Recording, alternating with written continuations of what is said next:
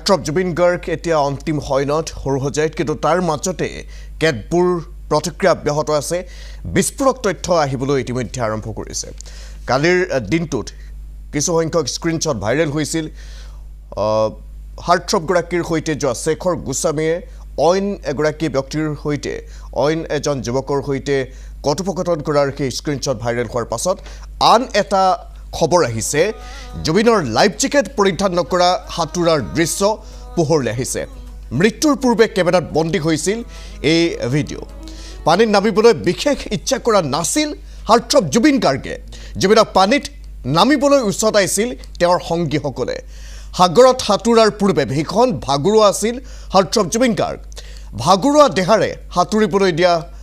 দিয়া হৈছিল জুবিন গাৰ্গক ভিডিঅ'টোত দেখা গৈছে শেখৰ গোস্বামীক মেনেজাৰ সিদ্ধাৰ্থ সম্বন্ধীয় ভাতৃ সন্তিপনকো দেখা গৈছে এই ভিডিঅ'টোত কোনেও পানীত নামিবলৈ বাধা দিয়া নাছিল জুবিন গাৰ্গক এক কথাত জুবিনৰ স্বাস্থ্যক চূড়ান্ত অৱহেলা কৰিছিল সংগীসকলে সেই দৃশ্যাংশ এতিয়া ভাইৰেল হৈছে এটাকৈ সেইদিনা কি ঘটনা সংঘটিত হৈছিল সেই ঘটনাৰ প্ৰমাণস্বৰূপে এনেধৰণৰ এতিয়া ভিডিঅ'সমূহ ভাইৰেল হ'বলৈ আৰম্ভ কৰিছে এই ভিডিঅ'টোত আপোনালোকে শেখৰ গোস্বামীক দেখিব মেনেজাৰ সিদ্ধাৰ্থ শৰ্মাক দেখিব আৰু সম্বন্ধীয় ভাতৃ সন্তিপনক দেখিব জুই আৰু পানীৰ পৰা হাৰ্টথ্ৰবগৰাকীক সদায় আঁতৰাই ৰাখিবলৈ পৰামৰ্শ দিছিল চিকিৎসকে আৰু সেই কথা হাৰ্টথ্ৰব জুবিন গাৰ্গেও জানিছিল যাৰ বাবে পানীত নামিবলৈ বিচৰা নাছিল জুবিন গাৰ্গে কিন্তু পানীত নামিবলৈ জোৰ কৰা হৈছিল বাৰম্বাৰ পানীত ননমাৰ কথা কৈছিল হাৰ্টথ্ৰবগৰাকীয়ে কিন্তু জোৰ কৰা হৈছিল এনেধৰণৰ কথা এতিয়া পোহৰলৈ আহিছে প্ৰত্যক্ষ কৰিছে এই মুহূৰ্তত স্ক্ৰীনত মেনেজাৰক এই মুহূৰ্তত আমি এম্বিয়েন্সৰ সৈতে সম্পূৰ্ণ ভিডিঅ'টো এবাৰ দেখুৱাই লৈছোঁ আপোনালোকক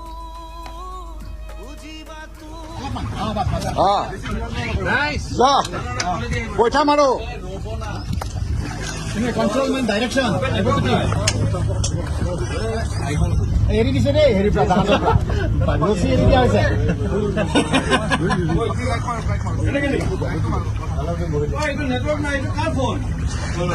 ডেনিৰ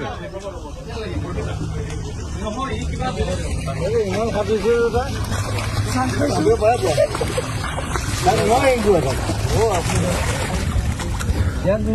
চিধাটো মই শিকোৱা চলো তাতে যাওঁ ব'লা ব'লা তাৰপৰা গৈ পেলাই ঘূৰি আহিব লাগিব দেই এইটো যোৱাটো সহজ যাবে দেই জুবিনা লাইফ জেকেট এটা দিয়ে লাইফ জেকেট পিন্ধি ল'ম পাতল এটা দিম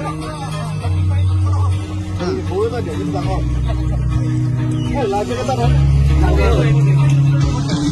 মজা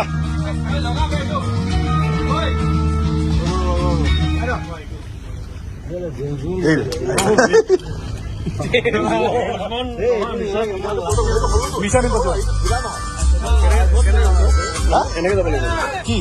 নামি দে নামি দে এনেকে নামা ঠেলি দিওঁ নেকি জুবিনাক লগত লৈ যা যাই আছে যোৱা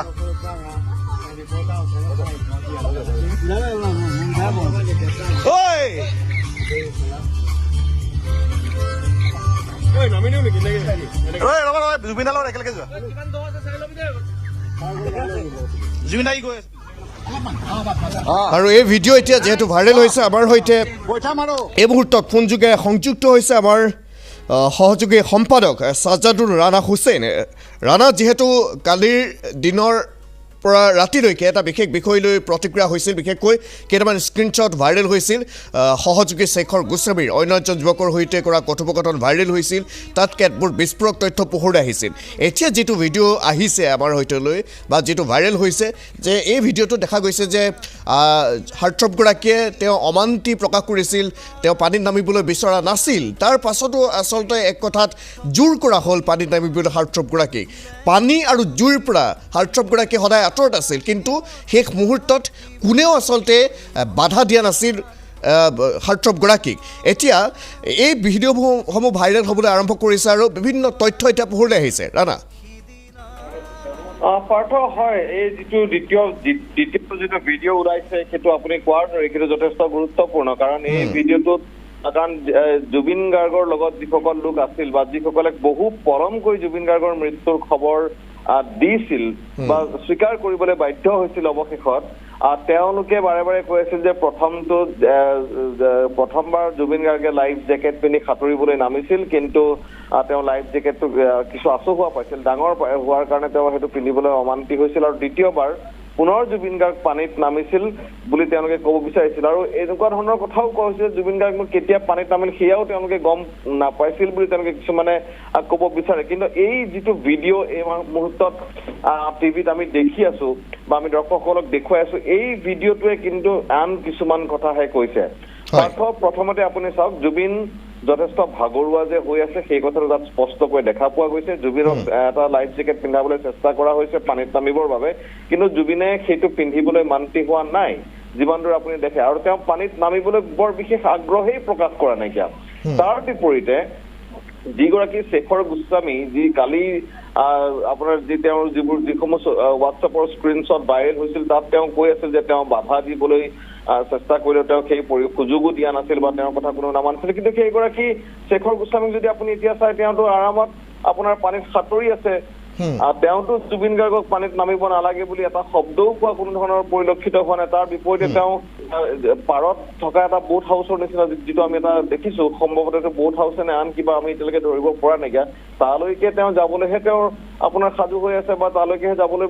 যোৱাৰ বাবেহে তেওঁ জুবিন গাৰ্গক অনুৰোধ কৰিছে তাৰ লগতে আপুনি যেতিয়া জুবিনৰ মেনেজাৰ যিগৰাকী আছিল সিদ্ধাৰ্থ শৰ্মা নামৰ যিগৰাকী ব্যক্তি যি যাৰ গোটেই ভূমিকাটোক লৈ আচলতে সন্দেহৰ সৃষ্টি হৈছে সেই সিদ্ধাৰ্থ শৰ্মা তাত আছে জুবিনৰ ভাতৃগৰাকী গৈছিলে জুবিনৰ ভাতৃ সম্পৰ্কীয় ভাতৃ আৰক্ষী বিষয়া সন্দীপন তেওঁকো তাত দেখা পোৱা গৈছে কিন্তু কোনেওতো জুবিন গাৰ্গক এবাৰো কোৱা নাই যে আপুনি পানীত নামিব নালাগে এনেকুৱা ধৰণৰ কোনো কথা কোৱাই হোৱা নাইকিয়া যেন সম্পূৰ্ণ এজন সুস্থ মানুহ তেওঁলোকে যেন পানীত জলকেলি কৰিব গৈছে সম্পূৰ্ণ ফূৰ্তি তেওঁলোকে কৰিছে তাৰে এনেকুৱা এটা দৃশ্য দেখা গৈছে কিন্তু তাৰ বিপৰীতে আপুনি যদি জুবিনক চাই জুবিন যে ভাগৰুৱা সেই কথাটো কিন্তু খুব সুন্দৰকৈ বা এই ভিডিঅ'টোৱে প্ৰমাণ কৰিছে গতিকে এই গোটেই কথাটোত এটা কথা স্পষ্ট হ'ল যে জুবিন গাৰ্গক লৈ পেলাই তেওঁলোকৰ যিসকল বন্ধুৱে কওক বা যিসকল সংগী জুবিনৰ তাত আছিল তেওঁলোক সম্পূৰ্ণ উদাসীন আছিল গোটেই বিষয়টোত তেওঁলোকে জুবিন গাৰ্গৰ শাৰীৰিক অৱস্থা তেওঁৰ স্বাস্থ্যৰ অৱস্থাক লৈ তেওঁলোকে সম্পূৰ্ণৰূপে এই দিশটো তেওঁলোকে যে আওকাণ কৰিছিল আৰু তাৰ বিপৰীতে আচহুৱাভাৱে আচৰিত ধৰণে ব্যক্তিগৰাকীক বা শিল্পীগৰাকীক পানীত নামিবলৈ তেওঁলোকে এক প্ৰকাৰ উচতাই আছিল এই ভিডিঅ'টো কিন্তু পোহৰলৈ আজি ওলাইছে আজিহে পোহৰলৈ আহিছে আজি কিছু সময় পূৰ্বে ছচিয়েল মিডিয়াত এইটো আপলোড হৈছে এই ভিডিঅ'টো কিয় ইমান দিনে আপলোড হোৱা নাছিল আৰু এই ভিডিঅ'টো আপলোড তেতিয়া হৈছে যেতিয়া শেখৰ গোস্বামীয়ে কেতবোৰ অভিযোগ আনিছিল আমাৰ সিদ্ধাৰ্থ শৰ্মাৰ বিৰুদ্ধে সেই তাৰ পাছতে এই ভিডিঅ'টো ওলাইছে গতিকে এই গোটেই কথাবোৰ আচলতে এই সিদ্ধাৰ্থই হওক বা শেখৰে হওক সন্দীপনেই হওক বা তাত থকা আসাম এছ'চিয়েশ্যনৰ যিসকল সদস্য আছিল এই সকলোকে যেতিয়ালৈকে সোধ-পোছ নকৰে গোটেই বিষয়টোত আৰু ইয়াৰ পাছৰ ভিডিঅ'খনত কি আছিলে ইয়াৰ পাছত কি হৈছিলে সেই কথাবোৰ যেতিয়ালৈকে পোহৰলৈ নাহে তেতিয়ালৈকে আচলতে মানুহৰ মাজত প্ৰশ্নবোৰ থাকি যাব যে জুবিন গাৰ্গৰ এই যিটো মৃত্যু আছিল সেয়া এটা পানীত তেওঁ যিহেতু ডেথ চাৰ্টিফিকেটখনত ইতিমধ্যে পানীত ডুবি মৃত্যু হোৱা বুলি যিহেতু উল্লেখ আছিল কি পৰিৱেশত পানীত ডুবিবলগীয়া জুবিন গাৰ্গ হ'ল কেনেকে তেওঁ পানীত ডুবিলে সেই তাৰ ডুবাৰ আগমুহূৰ্ততনো কি হৈছিল তেওঁ পানীত এই ভিডিঅ'টোত কিন্তু তেওঁ পানীত নমা দেখা নাই গতিকে যদি ইয়াৰ কিছু সময়ৰ পাছতেই যদি তেওঁ পানীত পৰিছিল তেতিয়াহ'লে তেওঁ নিজেই নামি গৈছিল নে তেওঁ কোনোবাই জোৰ কৰি নমাই দিছিলে এই কথাবোৰ কিন্তু সকলোৱে জানিব বিচাৰি আছে আৰু এই যিটো ভিডিঅ' যোনে কৰিছিলে এই ভিডিঅ'টোৰ উৎসটো আচলতে বিচাৰিব লাগে আৰু এই ভিডিঅ'টোৰ পাছৰ অংশটোত কি আছিলে বা এই ভিডিঅ'টোৰ পাছৰ সময়খিনিত কি হৈছিলে এই কথাবোৰ পোহৰলৈ আহিব লাগিব কিন্তু মই আকৌ এবাৰ কম পাৰ্থ শেখৰ গোস্বামীয়ে কালি যি ধৰণে তেওঁ হোৱাটছএপত তেওঁৰ জুবিন ফেন ক্লাবৰ এগৰাকী সদস্যৰ সৈতে যিসমূহ কথা পাতিছিল য'ত তেওঁ কৈছিল যে তেওঁ বৰ বিশেষ আচলতে নাজানে বা তেওঁ এই বিষয়টোৰ ক্ষেত্ৰত তেওঁ মানা কৰিছিল এনেকুৱা ধৰণৰ কিছুমান কথা কৈছিলে যে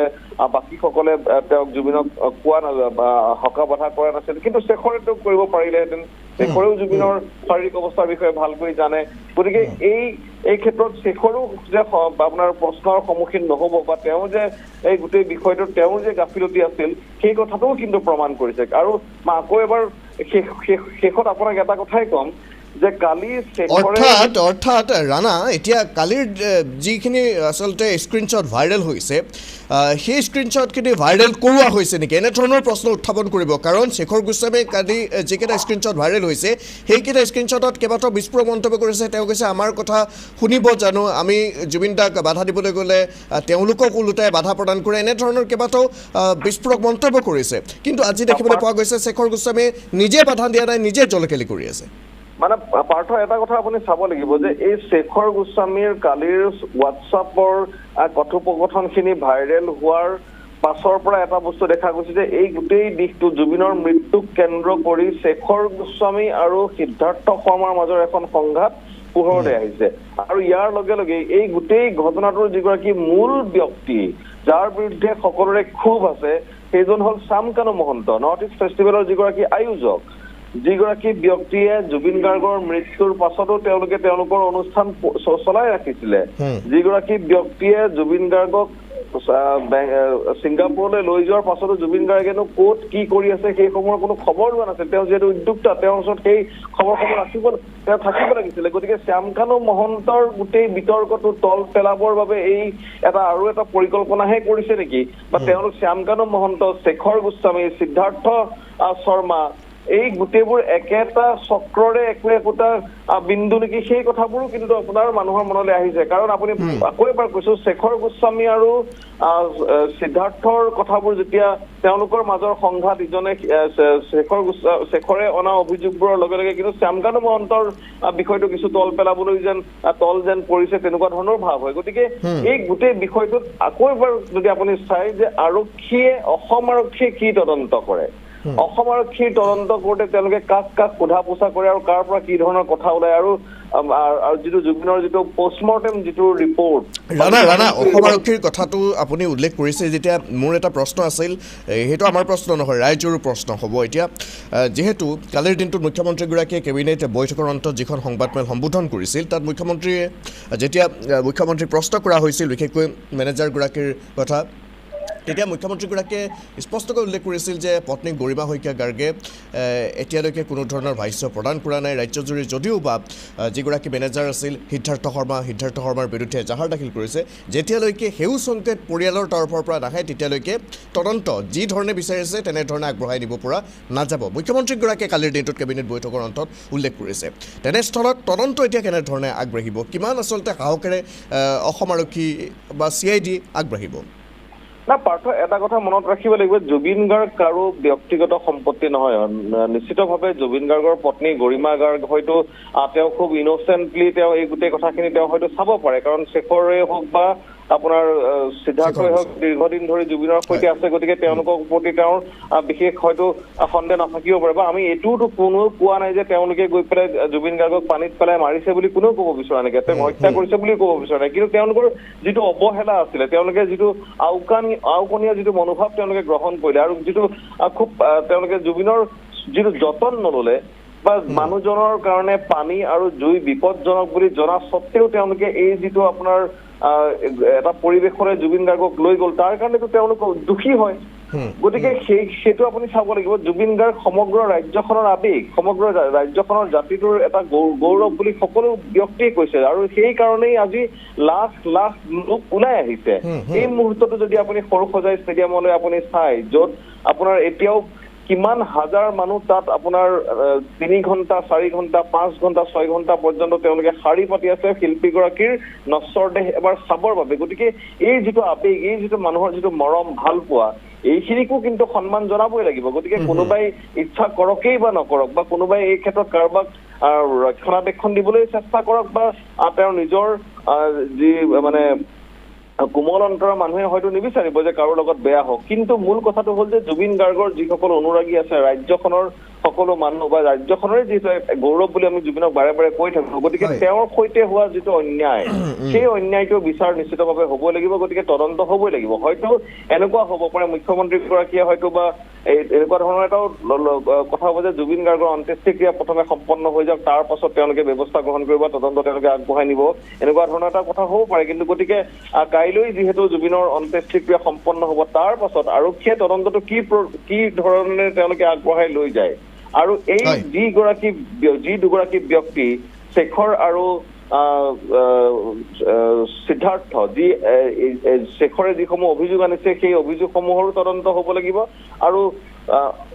সমান্তৰালকৈ সিদ্ধাৰ্থৰ বিৰুদ্ধে যিসমূহ কথা ব্যাপকভাৱে প্ৰচলিত হৈছে যে জুবিন গাৰ্গক তেওঁ ব্যৱহাৰ কৰিলে, জুবিন গাৰ্গৰ ধনৰ অপচয় তেওঁ কৰিলে, জুবিন গাৰ্গক হিচাপ দিয়া নাইকিয়া, জুবিন গাৰ্গ এক প্ৰকাৰ অৰ্থনৈতিকভাৱে তেওঁ যথেষ্ট সংকটত আছিল, এই কথাবোৰৰো কিন্তু তদন্ত নিশ্চিতভাৱে সকলোৱে বিচাৰিব। তাৰ লগে লগে ইয়াত এটা যদি চক্ৰ যদি কোনোবা জড়িত আছে সেই কথাসমূহ পোহৰলৈ নিশ্চিতভাৱে আহিব। ঠিক আছে, ধন্যবাদ জ্ঞাপন কৰিছোঁ ছাজাদুল ৰাণা হুছেইন সমগ্ৰ বিষয়টো সন্দৰ্ভত সবিশেষ তথ্যখিনি জনোৱাৰ বাবে।